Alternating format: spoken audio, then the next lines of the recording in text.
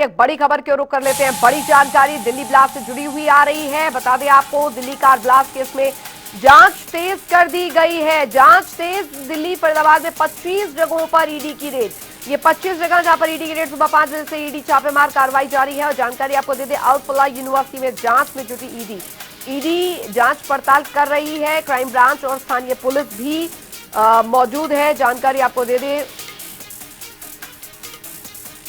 तो Delhi car blast case में जांच तेज हो गई है। दिल्ली फरीदाबाद में 25 जगहों पर ईडी की रेड। सुबह 5 बजे से ईडी छापेमार कार्रवाई जारी है। अल फलाह यूनिवर्सिटी में जांच में जुटी है ईडी। क्राइम ब्रांच और स्थानीय पुलिस भी मौजूद है। साथ में Haryana DGP OP Singh university से निकले हैं। जानकारी ये मिल रही है, यूनिवर्सिटी के अकाउंट को लेकर जांच पड़ताल की जा रही है। पूरी तरीके से फंडिंग कहां से हो रही थी, अब ये जांच पड़ताल की जा रही है। यूनिवर्सिटी से जुड़े ठिकानों पर दिल्ली में रेड की गई है। ओखला में अल फलाह ट्रस्ट पर छापेमार कार्रवाई की गई है। ट्रस्ट पर केंद्रीय एजेंसियों की छापेमारी जारी है। तो अल फलाह यूनिवर्सिटी से जुड़े जितने भी ठिकाने हैं और साथ ही साथ ये फंडिंग इन्हें कहां से हो रही थी, ये अभी जांच पड़ताल की जा रही है। यूनिवर्सिटी से जुड़े ठिकानों पर दिल्ली में भी रेड की गई है। दिल्ली के ओखला में रेड की गई है। अल फलाह ट्रस्ट के पर छापेमारी कार्रवाई जो इनका हेडक्वार्टर है उस पर की गई। ट्रस्ट पर केंद्रीय एजेंसियों की छापेमार कार्रवाई यहां पर की गई है। बड़ी खबर आपको बता दें, दिल्ली कार ब्लास्ट केस में जांच तेज कर दी गई है। दिल्ली फरीदाबाद में 25 जगहों पर ईडी रेड कर रही है। सुबह 5 बजे से ईडी छापेमार कार्रवाई जारी है। जानकारी यहां पर मिल रही है। अल फलाह यूनिवर्सिटी में जांच में जुटी है ईडी।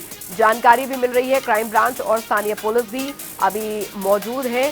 और Haryana DGP OP Singh university से निकले हैं। अभी ये जानकारी मिल रही है, यूनिवर्सिटी के अकाउंट्स को लेकर जांच पड़ताल की जा रही है। यूनिवर्सिटी से जुड़े ठिकानों पर दिल्ली में रेड की जा रही है। दिल्ली में स्थित हेडक्वार्टर में भी रेड की गई है अल फलाह यूनिवर्सिटी के। और अकाउंट से जो है वो अभी खुलासे यहां पर हो सकते हैं कि आखिरकार इन्हें फंडिंग जो है वो कहां से हो रही थी, किस तरीके से कहां कहां तक इनके तार जो है वो जुड़े हो सकते हैं अल फलाह यूनिवर्सिटी, क्योंकि अब पूरी तरीके से यहां पर कार्रवाई जो है वो की जा रही है। अल फलाह यूनिवर्सिटी ये वही यूनिवर्सिटी है, मेडिकल यूनिवर्सिटी है, जहां पर कई डॉक्टर, प्रोफेसर और जो इनके कर्मचारी थे वो इस आतंकी घटना में शामिल पाए गए हैं।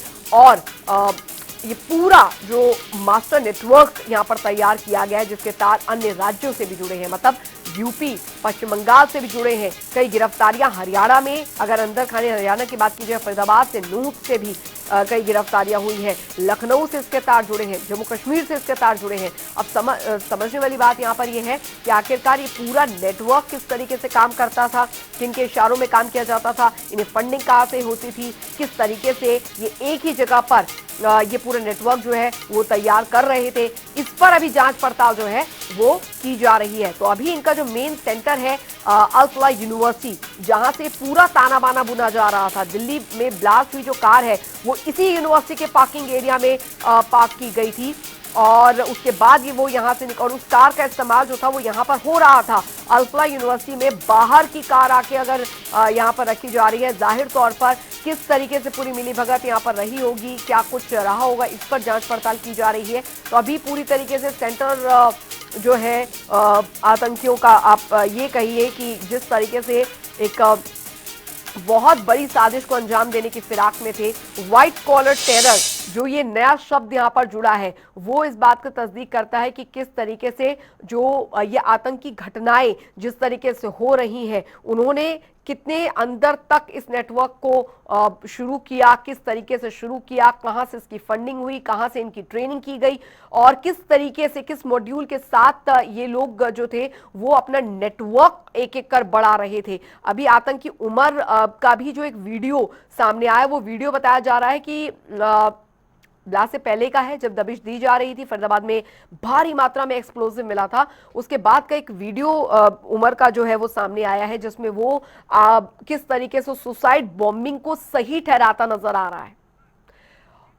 स्पर्श रमा संवाददाता हमारे साथ सीधे जुड़ गए हैं ज्यादा जानकारी के साथ। स्पर्श, क्योंकि अभी दिल्ली ब्लास्ट मामले में और फरीदाबाद के अल फलाह यूनिवर्सिटी जो कि अभी सेंटर पॉइंट बना हुआ है, जांच के दायरे के अंदर है, वहां पर तमाम जो सुरक्षा एजेंसी है वो वहां पर मौजूद है। लेकिन अब यहां पर सबसे महत्वपूर्ण बात जांच का विषय यह है कि इन्हें फंडिंग कहां से हो रही थी, और यही वजह है कि अकाउंट डिपार्टमेंट जो है उन्हें खंगाला जा रहा है।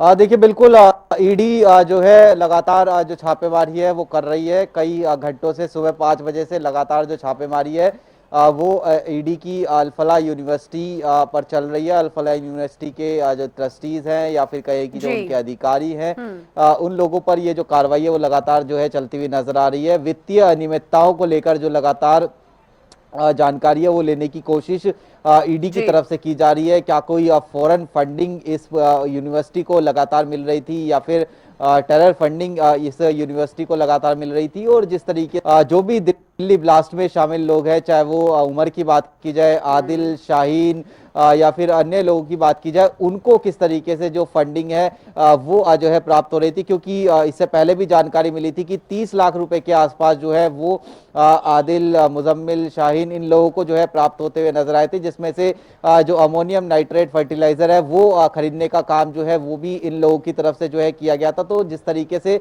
सुबह 5 बजे से 25 ठिकानों के आसपास जो ईडी है वो लगातार छापेमारी कर रही है, उसमें आने वाले समय में जी। जी। कई जो खुलासे हैं वो हो सकते हैं। हम्म। स्पर्श, हालांकि अभी कुल मिलाकर कई वीडियोस जिस तरीके से सामने आ रही है वो ये बता रही है कि इसकी जो पूरी की पूरी साजिश है वो अभी की तो नहीं थी, ये काफी पहले से इसका ताना बाना बुना जा रहा था। ये नेटवर्क जो है वो तैयार किया जा रहा था, जिसे एक बहुत बड़ी साजिश के तहत जो है वो तैयार किया जा रहा था। हालांकि अमूमन ये ब्लास्ट हुआ, अब तक मरने वालों की संख्या 15 हो चुकी है, 15 से ज्यादा हो चुकी है। लेकिन ये बता रहा है कि किस तरीके से बहुत बड़ी आतंकी साजिश थी। दिल्ली को यहां पर अलर्ट पे रखा गया था, लेकिन दिल्ली में एक बहुत बड़ी आतंकी घटना को अंजाम देने की साजिश थी इनकी।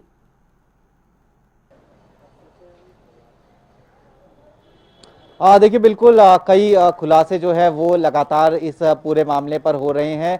और जो सबसे बड़ा खुलासा अब इस मामले पर चूंकि एनआईए जो है इस पूरे मामले की जांच जो है कर रही है, तो जो हमास का जो टेरर मॉड्यूल जी। रहा है या फिर कहे कि हमास जिस तरीके से हमलों को अंजाम देता है, उसी तर्ज पर जो है जो दिल्ली एनसीआर है उसको भी ढलाने की जो साजिश है वो ये लोग कहीं ना कहीं जो है रच रहे थे। ये जो है प्राप्त फिलहाल जो है जो एनआईए के सूत्र है, जांच एजेंसीज के सूत्र है, उनसे हो रहा है।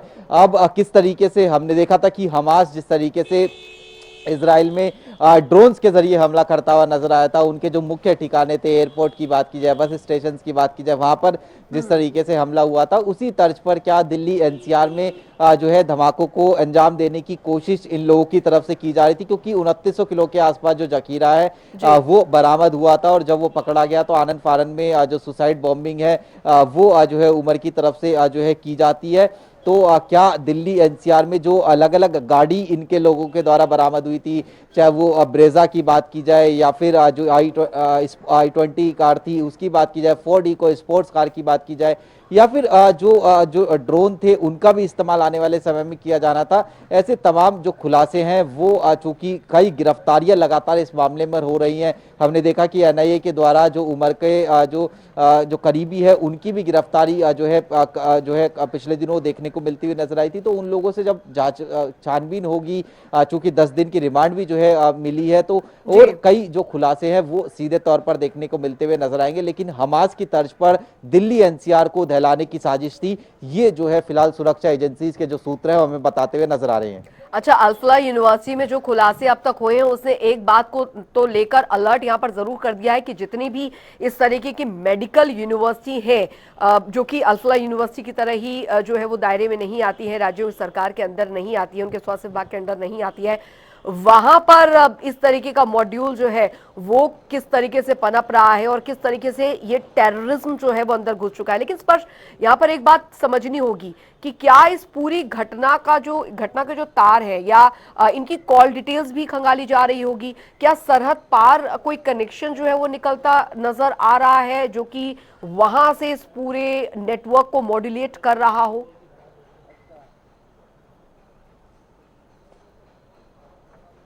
देखिए जिस तरीके से सबसे पहले हमने देखा दिल्ली पुलिस इस मामले की जांच कर रही थी, फिर स्पेशल सेल इस मामले की जांच कर रही थी, और आखिर में जो ये है जो कि हमारी टॉप मोस्ट एजेंसीज उसको कहा जा सकता है, जी। उसको जो है जांच जब सौंपी गई तो जो अलग अलग खुलासे हैं वो लगातार इस मामले में हो रहे हैं। हमने ये भी देखा अल-फलाह यूनिवर्सिटी पर शिकंजा जो है लगातार कसा जा रहा है। इसके अलावा अगर आप बात करते हैं जिस तरीके से जो आदिल के कुछ जो जानकार हैं या फिर जो शाहीना के कुछ जानकार हैं, उमर के जानकार हैं, उन लोगों को लगातार राउंड अप करने का जो काम है वो सुरक्षा एजेंसीज के द्वारा जो है किया जा रहा है। और जिस तरीके की वीडियो डॉक्टर उमर की जो है ब्लास्ट से पहले की जो है वायरल हो रही है, उसमें वो सुसाइड बॉम्बिंग को लेकर ही बात जो है कर रहा है।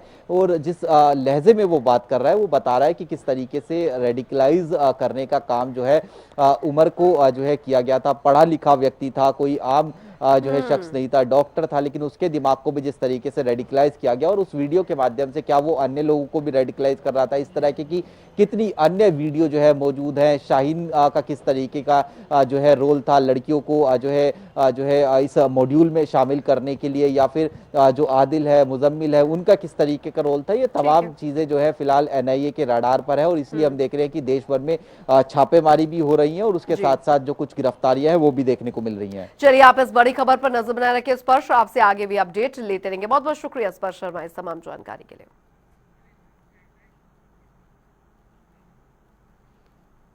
तो दिल्ली ब्लास्ट को अंजाम देने वाले आतंकी मोहम्मद उमर नबी का एक नया वीडियो सामने आया है। इस वीडियो में उमर नबी अंग्रेजी में तकरीर दे रहा है और इस वीडियो में वो सुसाइड बॉम्बिंग को सही ठहरा रहा है। वीडियो में आतंकी उमर नबी अकेले है और कैमरे के सामने बैठकर वीडियो बना रहा है। वीडियो में आतंकी उमर कहता है कि सुसाइड बॉम्बिंग को ठीक से समझा नहीं गया है।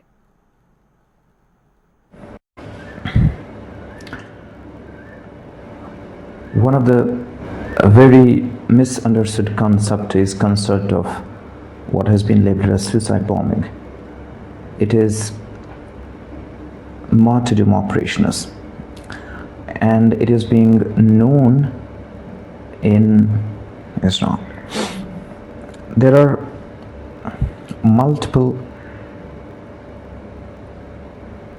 contraindications, but there are multiple arguments that have been brought against it.